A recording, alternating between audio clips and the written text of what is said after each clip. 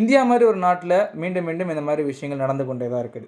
College students எல்லாருமே ஒரு பஸ்ஸில் போயிட்டே இருக்கிறாங்க. அப்போ அங்கே ஒரு முஸ்லீம் பெண் இருக்கிறாங்க, முஸ்லீம் அல்லாத பெண்களும் இருக்கிறாங்க.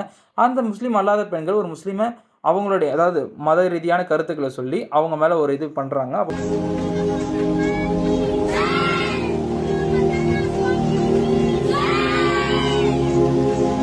அப்போ பண்ணும்பொழுது அந்த பெண்ணுமே வந்து சிரிச்சுக்கிட்டே அதை கடந்து போயிடுறாங்க. நம்மளோட இந்தியன் லா வந்து இந்த விஷயத்தை ஒரு காலமே என்கரேஜ் பண்ணுறதே இல்லை.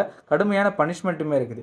செக்ஷன் 299, செக்ஷன் 196, செக்ஷன் 352 இந்த செக்ஷனுக்கு கீழெல்லாம் 8 இயர்ஸ் வரைக்கும் இம்ப்ரிசன்மெண்ட் கூட இருக்குது. இந்த மாதிரி மத ரீதியான கருத்துக்களை சொல்கிறது, மத ரீதியான ஒருத்தர் துன்புறுத்தல் பண்ணுறது, பிரிவினை உண்டாக்குற மாதிரி கருத்துக்கள் சொல்கிற விஷயங்களை சோஷியல் மீடியாவில் இந்த மாதிரி விஷயங்களை போஸ்ட் பண்ணுறதே இது ஒரு பப்ளிக் போஸ்ட் கிடையாது, பப்ளிக்கான அஃபென்ஸ். இதை கடுமையாக தடுக்கணும் இந்த மாதிரி விஷயங்களை.